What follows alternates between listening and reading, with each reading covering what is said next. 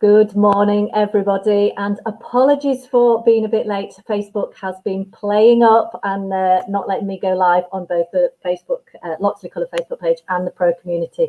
So hopefully you've all stuck around and joining us live today. We've got a special guest today, something a little bit different and something that hopefully you will all find some little nuggets to take away for your own business. And maybe something you've not thought of before. It is the subject of drone photography, and we have got our special guest, Scottroberts, who is starting to be a bit of a YouTube legend in the drone photography. So make sure you check it out. I will pop those links in the comments afterwards as well. So I'm going to introduce Scott to us today. Thank you for joining us, Scott. How are you? Yeah, good. How are you? Yeah, fine, thank you. Sorry for the interruptions for you as well. It was a little bit a technical hitch I've not had for a while, even though we've been doing these webinars for over a year now. But always something to throw some spanner in the works, but keeps it real. But yeah, so how's lockdown been for you? I mean, obviously it's an industry that's quite varied for you, isn't it? Yeah, absolutely. I mean, lockdown, like we spoke about at the start, it was pretty cool actually, because the weather was good, March, April, and then I was in full-time employment, so I was on furlough. But I think it became a bit mundane, and then I started thinking about my future and, is this going to pay off in the long run, especially with COVID? And then I thought, no, I've got to, I've sort of have to start a business and I have to start thinking about what I can do down this way. So yeah, lockdown in a way actually helped the business just because everyone was online. So everyone, no matter what, every day, no one was out, always on social media, which was a perfect opportunity to sort of market yourself, especially with photography, because people love photos, especially sunrise, sunsets and stuff. So yeah, it sort of helped in a way, lockdown for business.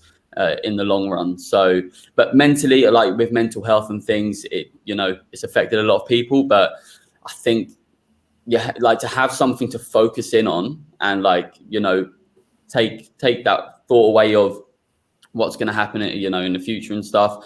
It really helped having something to think about and try to grow a business and sort of focus in on that. Yeah, definitely. And I think it's sort of that age of sort of learning new things and being able to have them at your fingertips and everything like that. So I think for other people, for you to sort of share your knowledge as well is amazing, I think. And it's something that I know photographers have had to diversify a little bit over this last year, and that that is seeing where else they could take their business to add on. So yeah, absolutely. But yeah, like I said, the drone photography thing just took off in lockdown. A lot of people just sort of getting them, like with new drones being released, and there's new regulations this year as well. So the limits aren't as much in terms of flying. So if you've got a drone that weighs under 250 grams, which DJI specialize in, then you can pretty much fly anywhere you want within certain, regulations. But so the freedom of flying the drones was just, I think that opened up a lot to people, and they're like, it's really accessible to anyone really to sort of get out there and do what we're doing. Yeah, no, because I think that is something that people worry about, isn't it, with drone photography, is the regulations, is the, what do you have to have in place, insurances and things like that, and equipment, and, there's such an array of, I'd say, probably quality products, really, isn't it? Yeah, it could put a lot of people off. I mean, especially, I know when I started and I started looking at the regs and whatnot for my business, I was it was daunting at first because, you've got all of this whole manual from the CAA and you're like, blimey, like it's a lot to take in. And you're like, oh, shall I do it? And I remember I got a drone in 2017 when I moved, 2018, sorry, when I moved back to Devon from drama school. And I had a drone for a few months and I sort of sold it on just because of, what people started telling me. I was flying a drone. I had people walk past me saying, you shouldn't be flying here. Do you know the rules and regulations? And I was just a bit like, oh, maybe this isn't for me. So I sold it on. And then, yeah, obviously I picked it up again in 2020. But it is daunting when you don't know the regs. Yeah, but I think it's a really exciting, strand of photography, really, because I think it just opens up so much more. You know, it could be used in wedding photography, even, you know, outdoor photography, pet photography. It could be used in anything as well as that. I mean, what do you tend to use it mainly for? So I think primarily I use it for the photography side of things. So it's like the print side of the business that I run. I do like touch on some videography with it as well. I love being able to sort of get those different shots and add it to my video work. But for the photography side of things, I just find it so, I don't know, waking up at 4:30 a.m., heading down to sunrise, getting that drone up and just having that visual that no one else can really have, you know, looking at your phone, it looks stunning. And just capturing those moments through like photography and then editing, you know, it's just so, I don't know, it's peaceful. Like, I just love it. It's calm. And like I said, a lot of people take to it so well because it is something that people haven't really seen before, unless back in the day you're on a helicopter with a camera, you know. They're just so accessible now. Yeah, and they look great. Yeah, so. Yeah, no, I've seen some of your images. They look amazing. Cheers. So sort of, obviously today we're going to talk a little bit about how you got into, you know, how you got into it and built your, you know, your drone photography business. So sort of, you mentioned just a second ago about drama school. This is quite, you know, different, but now the penny drops about sort of, you know, why you're so good on camera and doing the YouTube things, because obviously, you know, the drama side of it is great. I think as you get older, you actually become more self-conscious about things. I remember, like, before I went to drama school, I was just right confident young lad, you know, the world, you know, I was me against the world and I had no doubts in my head. But when I graduated from drama school, I was like the most self-conscious person because they drill it into you. You're not good. You know, you need to, you know, master your craft and things. And as you get older, you start worrying more about what people think about you, how you dress, how you speak, how you look. You know, it's crazy that when you're young, you're so fearless. And when you get older, you become so, you know, like you're worrying all the time about what someone's going to say. But yeah, drama school in general, though, incredible. Best 3 years of my life. I remember my first year auditioning, I didn't get in. And then my second year, I got into a place called East 15 Acting School, where I did a physical theatre degree. So did a lot of circus, like silks, trapeze, Wow, a lot of puppetry, like the Warhorse style puppetry at the National. So those sort of puppets.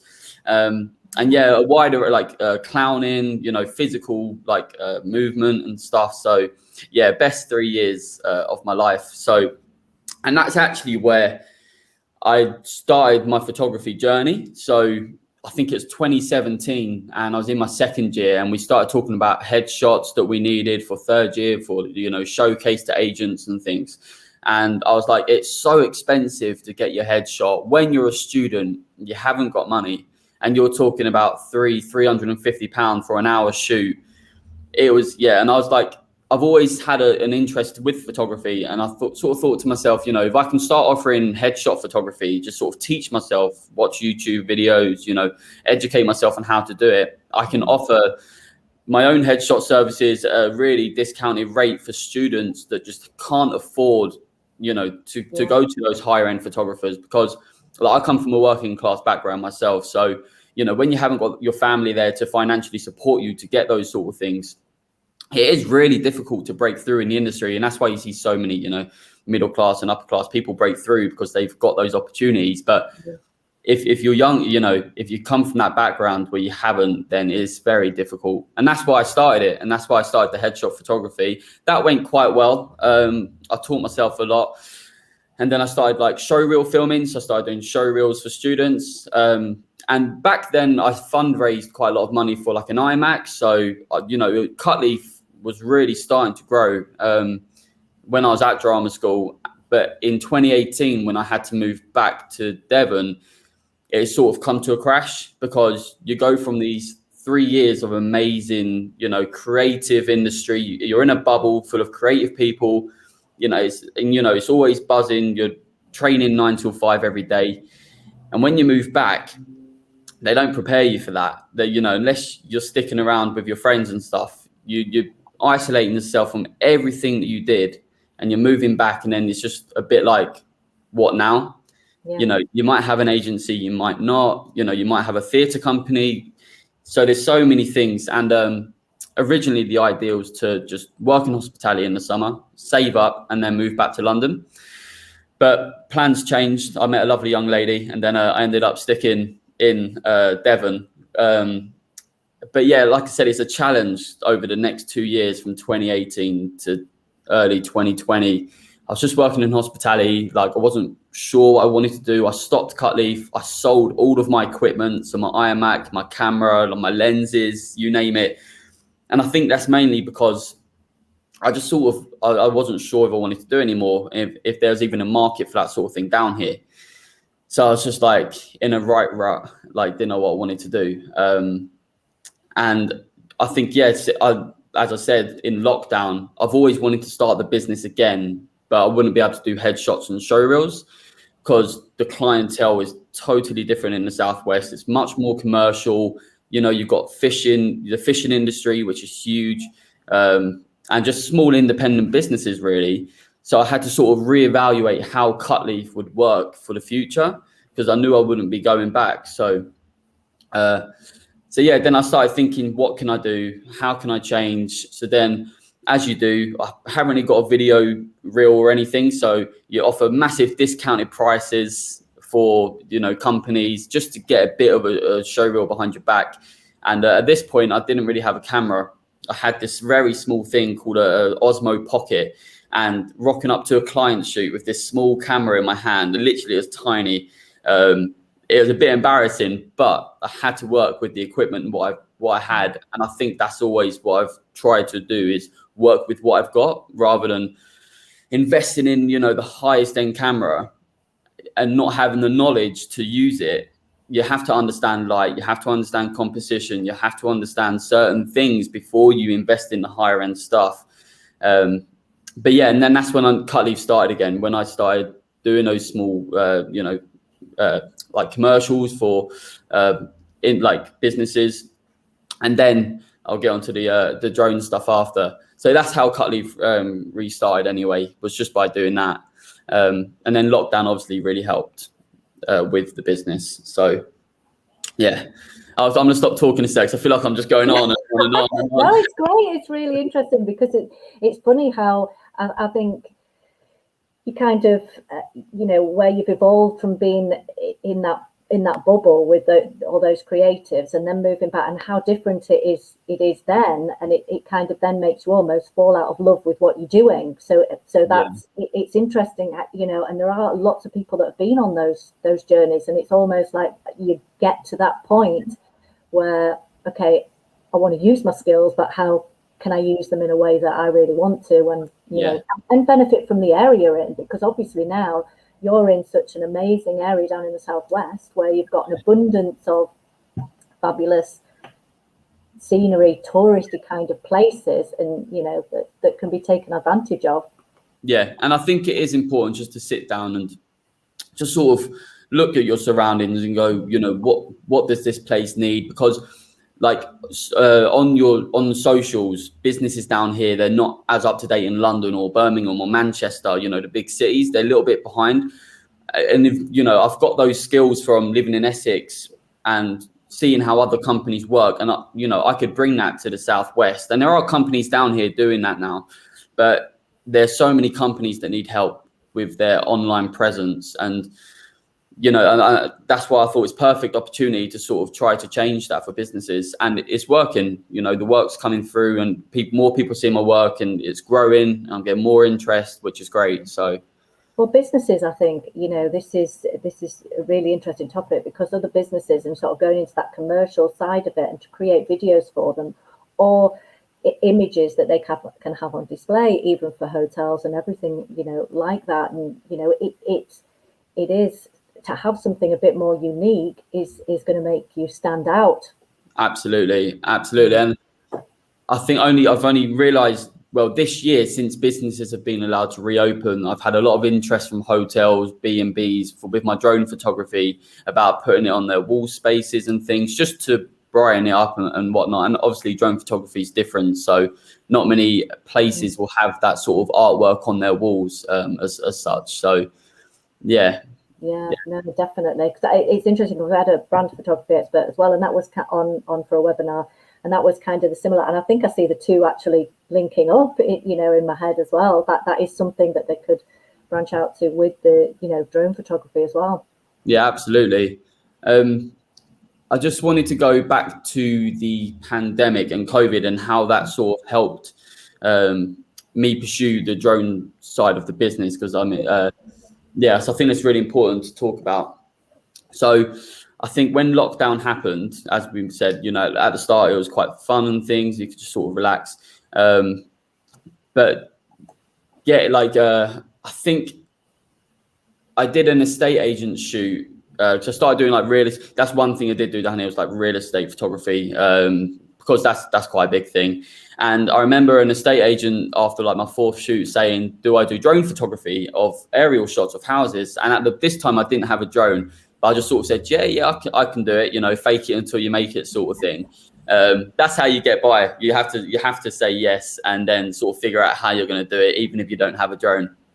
And I knew someone where I live called Duncan. He's a lovely guy, and he had a drone. And I said to him, look, I've got a real estate shoot. I need a drone to do some aerial photography.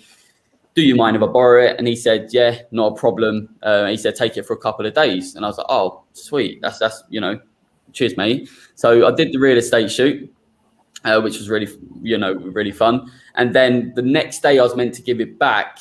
The morning was lovely. It might have been a little bit overcast, but I thought I'm just going to take it out for a spin, and, you know, see what I can get in terms of the like photography side of things. And I went down to a place called the Breakwater in Brixham, which is really, really popular. People love it. And I took the drone out there, and this is where my first picture came about that people had a real interest in. And I thought, oh, there's something here for this. And I think I took the picture back last February, and just before lockdown. So I sat down, done my real estate shots, you know, passed them on. And then I sort of sat down, looked at the images that I had of the breakwater and a few more around the area of like a boat and things. And I sort of sat down. I love editing anyway. So Lightroom, Photoshop, just sit down, play with the colors, the hues, you know. And I looked at the image and I was like, that's pretty cool. I've never seen anything like that. I was like, that's pretty cool. And I think that's important, is to touch in and take pictures of like things that people haven't seen before to stand out. And I'll touch on that a bit later. But this image, I was like, oh, this is really, so I got it out on Facebook. And the interest and, you know, the reaction I had from it was great. People going, wow, where is this? The breakwater, I've never seen anything like this. And that's when I knew, I was like, oh, there's something here. There could be something. But pass it on 4 months later after the pandemic, I sort of left my job, as mentioned, in hospitality. I couldn't rely on furlough. And I thought, I've got to start the business. And I thought, why not try to start selling them, like selling the pictures? I knew nothing about printing, nothing about marketing. You know, all I knew is that I just wanted to sell my photography work. So as you do on YouTube, bit of research, how to sell prints, how to, you know, what sizes, papers, everything like that. And then when I officially opened up as a shop on Etsy, because that's like the best platform to get on to if you're not established or anything like that, it's brilliant to get on. And then, yeah, as soon as I put it out, I remember my first day, I had like £100 purchase. Someone bought 4 A3 prints and I was like over the moon. I was buzzing. I was like, wow, this is really cool. At a time that it was really needed as well, because I left my job. You know, I haven't got the government funding, so I wasn't on the scheme for that. So all the money that I earned was through my own back. And I think that's what really motivated me even harder, was because all the money that I earn is through what I do. So I have to work hard. So yeah, but that's how it started anyway. The drone photography side of things was borrowing that drone, flying it, taking that picture, putting it up a few months later as a print. And then that's what really started something then. So yeah. It's great how that sparks from sort of lockdown, which is really great to hear, you know, that it's and I think that reason why, you know, for yourself, you know, to actually, you know, decide to quit your job and you know and go for this full time, that is a motivation in itself. That's a responsibility. That's, you know, I'm gonna go for it. Yeah, absolutely. You know, I think it's great to hear that sort of come out of lockdown. And I think a lot of, you know, there's been quite a few photographers going full time from part time and things like that, and heard those stories. I think you know, that's really good. Hopefully everyone can evolve their business a little bit. Yeah, I mean, there's another guy down here who's really, really taken off as a photographer as well on Facebook and stuff. And I think, like you said, it's given a lot of people an opportunity to invest in a hobby that they love doing and use it as a full-time business, especially if you were furloughed from your job. You know, you haven't got that money worry. So you can just sit down and you can go and just spend time on your hobby, practice, and then it can take off as a business. Yeah. I mean, lockdown has done wonders for some people, but for others, you know, it's really sad, obviously. But at least something's come out of it and it's helped some people in terms of business. Yeah, and I think sometimes the positive messages do help other people as well. I think, you know, come on, you know, it does, you know, help to have that as well. No, absolutely. And I think that's why, and we'll go on to the YouTube channel, but that's why I think I started it, was if I taught myself all of this stuff about marketing and, you know, setting up my Etsy store, where I get my prints from, how I print, and all that knowledge I've sort of obtained just through being, you know, self-taught, if I can pass that on to anyone else who's struggling, who have an interest for photography, drone photography, or any sort of photography, it doesn't just apply to drones, actually, it's any sort of photography. If you want to start like a print business, if I can share that knowledge and just try to help people, why not do it? And I think that's what sparked the YouTube thing, and that's what, because there's nothing out there for it. So yeah. Just had a question actually. I think I can bring it up on the screen.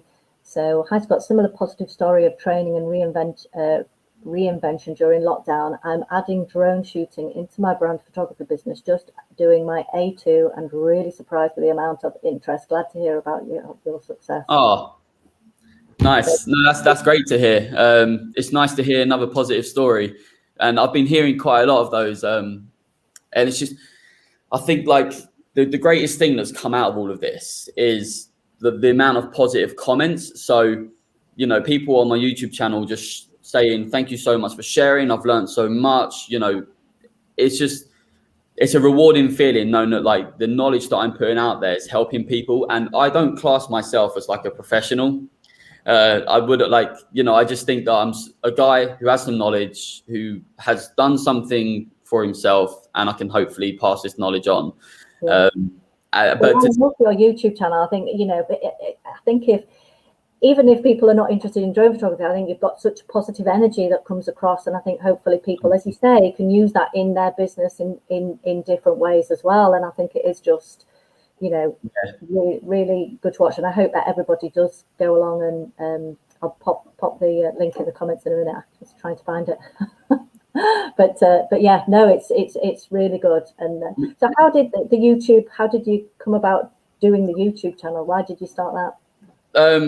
Like I said, I think because when I started selling my work, there was nothing out there on YouTube that like helped. So, you know, I type in how to sell prints and certain stuff will come up, or how to take a drone photograph, or how to merge certain images together. And there wasn't really anything out there unless it was really commercial videos, and I don't like that.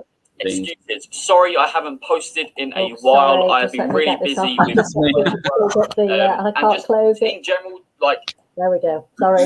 I was like, oh god, is that my voice? You can hear yourself. Yeah, no, I was just trying to copy the YouTube channel for everybody. So yeah, that's how the YouTube channel started. Was there not being any videos out there? So I was like, why not just make it myself? And obviously YouTube's a great platform to get onto if you want to grow a business and you want to become like a YouTube influencer. You know, there's always a good way to get in there. And if you can hit a niche that no one else has and you can build an audience, go for it. And everyone says that YouTube's such an oversaturated market now, but it's not if you know what to talk about, or if you want to specialize in something that no one has spoken about. And like I said, at the time, there was nothing out there like what I was doing. And I think that's why I had such a quick audience build, and, you know, through the work that I was given. And to really sit there, I mean, sometimes I create 20, 25-minute videos and I think to myself, who the hell is going to watch this? Like, who's going to sit through 25 minutes of me talking to a screen and showing how I edit? But people do, you know, because I go through such a detailed process of how I edit my photographs and how I market. It's it's crazy. But yeah, that's how that came about anyway. It was just to help people with their own venture of drone photography. Brilliant. No, it's great. I'm trying to actually just comment. So I think that should be in the comments right now. Looks like we've been kicked off the Loxley Colour Facebook for some reason. So more issues again. So because it's saying it won't able to comment on to post it. So so those, if you are watching on replay, which I will obviously pop it onto the Loxley Colour Facebook page, pop the comments, it's still in there, and I'll tag Scott in if you have any questions. You're not watching it live. But yeah, so that's really fantastic. I think YouTube is something that I mean, my teenagers are just on YouTube, watching it all the time. It's just a growing platform, I think, that's forever growing for all age groups. It's crazy how big it is, and I think to myself, can it go on much longer? The amount of people signing up, doing videos. I think to myself though, what if it just crashed one day and like everything just went like? That would be a nightmare, but that wouldn't happen. So no, that wouldn't happen. So do you find you have an audience worldwide then that are subscribing? Or? Yeah, I've had a few waves. Someone from Papua New Guinea, Australia, America, and I'll quickly I'll get some statistics up now quickly just to see where some of the audience is coming from. So yeah, we got Germany, Netherlands, Spain, Poland, Sweden, Ireland. Yeah, I think all of the multinational. I'm getting most of my views are from the United States, Canada, Germany, Netherlands, Australia, Ireland, and Greece. Wow. Which is I mean, to hit an audience like that is quite cool. And I think one thing that's really helped with that, and again, this comes down to knowing how to market yourself, is Facebook groups. Facebook's an incredible free marketing platform that you should use to your advantage. Because when I started doing this, I was in loads of Facebook groups to do with drone photography. The drone I have, which is the DJI MINI 2, was the Mini one before. And just go into those pages and say, look, my name's, so-and-so. I've created a YouTube video showing you how to do this. Head over, subscribe, watch the video if you like it. And that's what really gained the interest, was those Facebook groups, is that allowed the initial growth. And now on YouTube, I'm getting that recommendation and what's next. And I'm coming up recommended to people now, which is really helping it. But yeah, the initial growth was just through Facebook marketing and just trying to pitch it that way. Yeah. So you found it better rather than paid advertising to actually join groups and introduce? I haven't used any paid advertising for like my YouTube channel. Like it's just all been organic. So brilliant. I think if you know how to use those marketing tools and you know how to, thumbnails and pictures and knowing what time to post and how to post and what to write to engage with those people, all important knowledge to get someone to click on that video. It's quite niche as well, isn't it? So I think that's key, because I think we do talk a lot about marketing, about being niche, and that helps to actually get the right people. And I think that's the thing. If you try to just ask anyone and everyone to subscribe, you'll have such a wide array of people on the channel. YouTube will be like, so what is it he specializes in? Because they look at the analytics of everyone what videos they watch and things. So your audience has to be what you specialize in. And even if that means small growth for a year from 0 to 1,000 subscribers, those 1,000 subscribers will watch all of your videos because of what you do. But you could have 10,000 subs that aren't interested, but just because you've asked someone to subscribe to your channel, they haven't done it. They've done it and then they're not going to watch your stuff. Yeah. So the audience retention's needs to be really good. So obviously the YouTube side of it, that's obviously something that you're giving free content for. Is there, how do you generate a revenue from that? So as we mentioned before, going back to drama school, and I'm not sure why, but I think because I come from that background, that working class background, I don't believe that I should charge for what I'm giving people. And I think that the knowledge should be free, because there might someone that, I don't know, has £5 in their bank account and they can't afford to pay for a £50 course in how to set up a business. Everything costs nowadays. I get that. But, you know, I've got a production company, I've got video work, I make money through that. So, you know, I think if I can give the knowledge and help people, I will. Like, it's as simple as that. But you can start monetizing through YouTube. Like, I think I've got another 1,000 watch hours to go. I've hit the sub count, but then that's just through ad revenue. So I'm not charging people to subscribe to something. That's just through YouTube's ads. So, and if I make a profit through that, great. You know, I'm not asking for it, but if there is a certain amount of income that can be pulled through YouTube to allow me to create more content, because balancing that production company and YouTube is quite full on. So to make videos, edit them, upload them takes a lot of time. Yeah. So you've got to obviously have the you know, revenue coming in from your other. Yeah, the balance to be able to do it. But if it gets to a point where, which I hope it will, I mean, I hear a lot of people tell me that the YouTube will grow quite fast, and I'm seeing it, and I'm like, it's actually quite exciting to see the growth that it's having. Yeah. If I can do it not full time, but if I can invest a lot of time into YouTube to help people, that's end goal for me. I think, like, be able to share that knowledge with people and help them. Yeah, and definitely an avenue that would suit you. I think definitely sort of being, you know. Yeah, thank you. Camera. But I've got just for anyone who does watch, I've got the Facebook group Cut Leaf Creatives, which is a Facebook group where people can just share work, share their photography, share prints that they receive, and just ask for constructive criticism or ask any questions that they might have. I've had questions about insurance and questions about video work and photography and how to do this.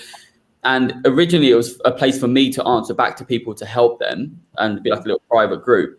But I haven't got the answers to everything. So to have other people in there that have more knowledge than me, which is fantastic, and then help other people, I've started a community that's just, like a really nice community that's just all helpful.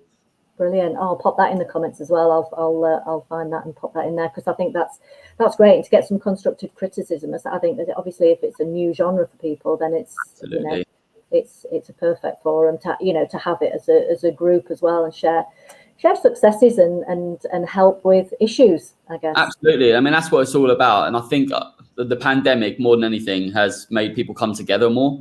Yeah. So it's important to help each other.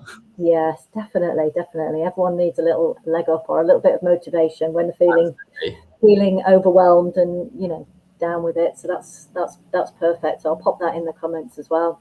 Yeah, definitely. Sounds great.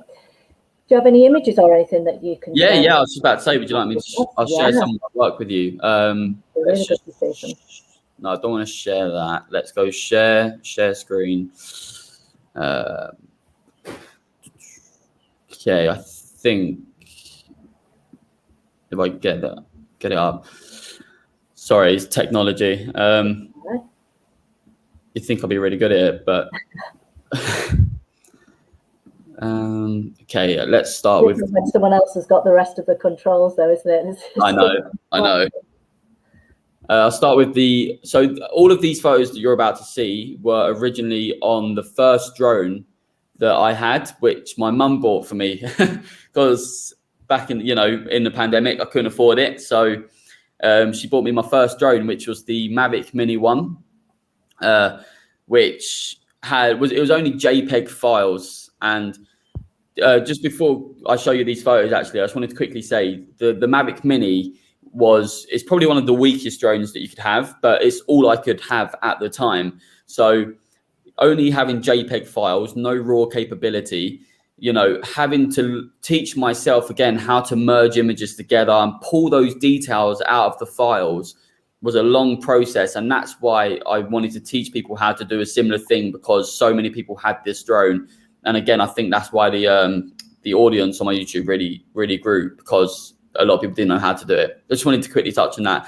So yeah, all of the images you're about to see were on the first drone I had. So this is the Mini 1, and I'll just quickly flick viewer through. Didn't say that right. There we go. So I'll show you some of my favorites. So this one here, I'm not sure why it's that way around. How do I do that? I'm not sure, but it's usually the other way around. It's called Berryhead, and it was at sunrise at golden hour. That got received really well. So that was the first ever image that I'd taken that I, was like, oh, there's something probably here with the business. So that's just the top-down view, the sort of colors. It's been edited a little bit, but that was the first image that I'd ever taken on a drone, and it's still to this day one of my most popular in terms of selling. So that's just Brixham Harbour. Some of these not overly keen on. You learn a lot as you go on. That's Brixham Marina at sunset. Okay. And like I said, these are the mini ones, so they are okay, but you learn a lot as you go on.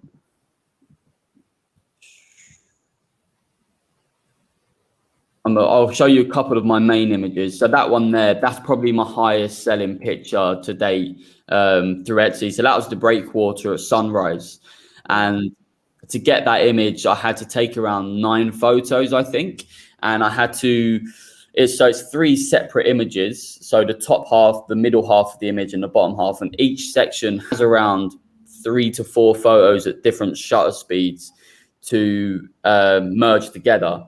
And what you're doing then is you're grabbing the highlights and shadows as I change the shutter speed to get the detail. Otherwise, I'd have to boost the ISO, which would make the image become noisy. So to expose that lower part of the image and the breakwater, I really had to change that shutter speed to get the color. Because I'm not sure if people know that in order to, with a raw file, it holds so much information in the image that if you boosted the exposure, you wouldn't get noise. But with a JPEG file, they remove all of that information to have a lower sized file. And obviously on the Mini one, you only had those JPEGs. So you have to really take as many images as you can to expose it differently. And then you do a lot in post. So a lot of work sort of goes into the images that I've taken. But yeah, that's one of the most popular that I have. I can see why it is, Yeah, thank you. Yeah. That was sunrise at Brixham Harbour. That was okay. I like that one. That one there. So I did a YouTube video on this one. So I did the same process again, and it was the 3 images taken landscape. And then within each image, there's 3 photos at different shutter speeds to grab those highlights and shadows. But this image, I did a video on YouTube on this one, and I think it's just, this image has probably made me just under £2,000 now alone, just through like sales. And I think you guys, again, Loxley, have such a great process of ordering. So I offer sizes like 48 by 16 inches, 60 by 20 inches, 12 by 4, and foam boards and whatnot as well. But I'm not sure why people take to this one so well. I mean, it is a really nice image. I think panoramics look amazing, especially with with an image like that. I think it is something that it's definitely the wall piece that people. I mean, I've had pictures that people have sent me and they love it on their wall. The only issue, though, I think with the panoramics is that when it comes to framing them, you're going to pay more for the frame than you would a print.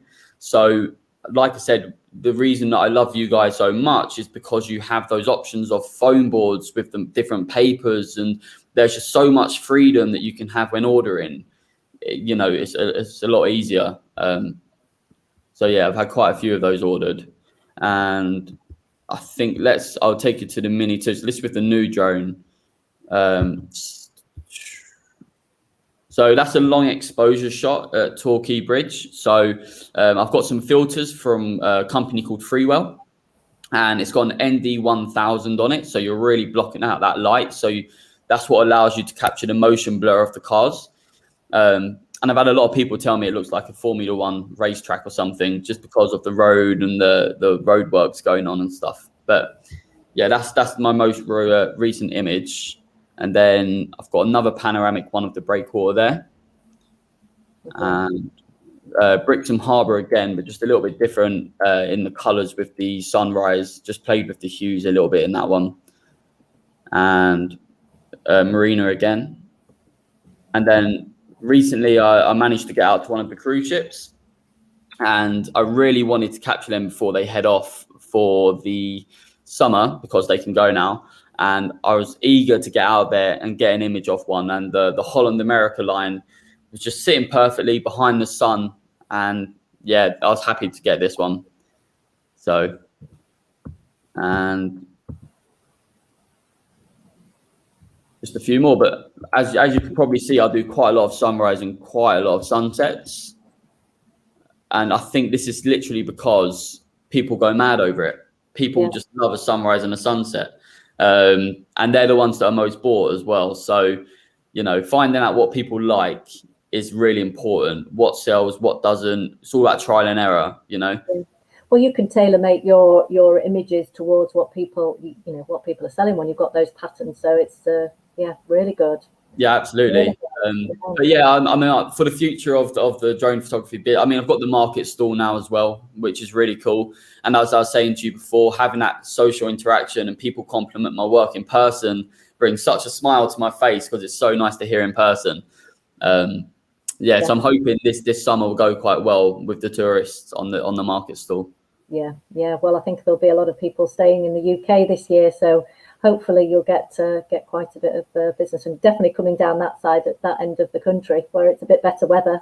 Yeah, well, you say that, it's falling down now. 9 days of this, I'm like, come on, I just want to get out with the drone. I can't. Yeah. That's the thing, isn't it? It's, you know, weather. I mean, we've had thunder and lightning over the last few days, so it's been horrendous. But yes, I don't think that would do the drone any good. No, not at all. I wouldn't be flying in this, no.